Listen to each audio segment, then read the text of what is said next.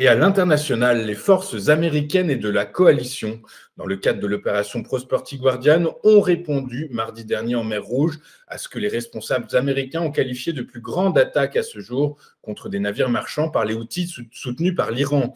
Une cinquantaine de navires marchands se trouvaient alors dans la zone au moment de l'attaque, selon les responsables américains, mais aucun navire n'a signalé avoir subi des dommages dus aux attaques. Le commandement central américain a même déclaré qu'aucun blessé ni dommage n'avait été signalé, ajoutant qu'il s'agissait de la 26e attaque des Houthis contre des voies de navigation commerciale dans la mer Rouge depuis le 19 novembre dernier. Conséquence du ralentissement économique anticipé pour 2024, le taux de chômage mondial devrait lui augmenter au cours des prochains mois. L'Organisation internationale du travail, dans son rapport sur les tendances mondiales de l'emploi et les perspectives sociales pour 2024, a donc exprimé ses inquiétudes alors que la productivité stagne, que les inégalités s'accroissent et que l'inflation continue de diminuer le pouvoir d'achat des ménages. Résultat, après être passé de 5,3% en 2022 à 5,1% en 2023, le taux de chômage mondial devrait atteindre 5,2% en 2024. Et après un faux départ au relent de manipulation de marché, la Securities and Exchange Commission a donné hier soir son approbation à la commercialisation de plusieurs ETF Bitcoin Spot.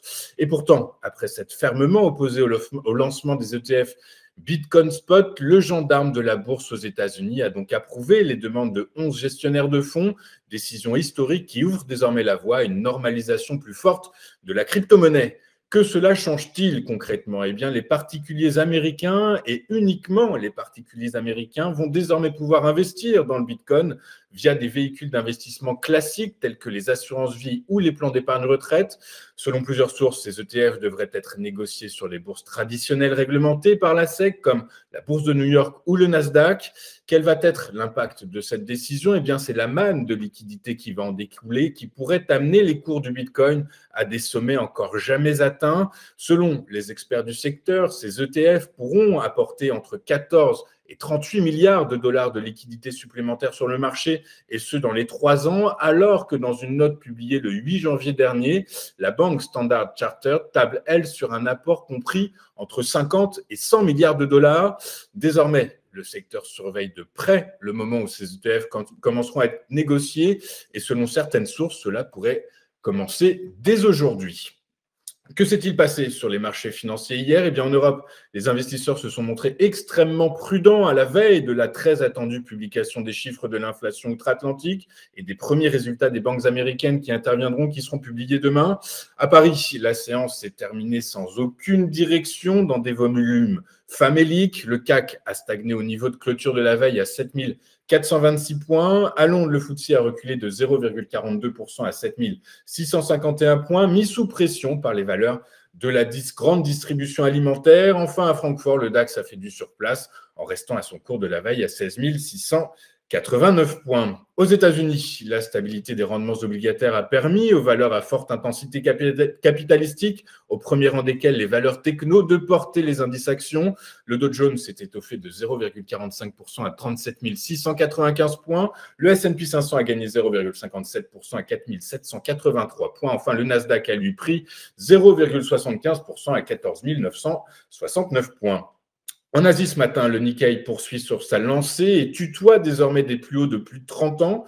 Porté par la baisse du yen, l'indice phare nippon a gagné 1,77% à 35 049 points. En France, le SBF 120 a tenté de prendre une direction un peu plus marquée que le CAC 40. Il a donc symboliquement cédé 0,05%. Orpea a fini en tête grâce à un gain de 3,45%. JCDecaux a pris, lui, 3,28% à 18,24 €, profitant d'achat à bon compte. À l'inverse, Valneva a cédé 5,62% à 4,56 €. Je vous rappelle d'ailleurs que la biotech française a annoncé hier la vaccination du premier participant à son étude clinique de phase 2 de son vaccin contre le chikungunya chez les enfants. Sur le Forex, l'euro a gagné 0,24% face au dollar à 1,0957. Sur le marché des rendements obligataires, le rendement du Bund à 2 ans a fini en hausse de un peu plus de 2 points de base à 2,212% et celui du Bund à 2 ans a pris 4,3 points de base à 2,651%. Lors de la clôture en Europe, le 10 ans US restait stable à 4,0151%, tandis que celui à 2 ans perdait un peu plus de 2 points de base à 4,3518%. Toujours mis sous pression par la hausse surprise des stocks de brut aux États-Unis, les cours du pétrole ont cédé du terrain hier. Le prix du baril de Brent de la mer du Nord pour livraison mars a reculé de 1,02% pour finir à 76,80 $.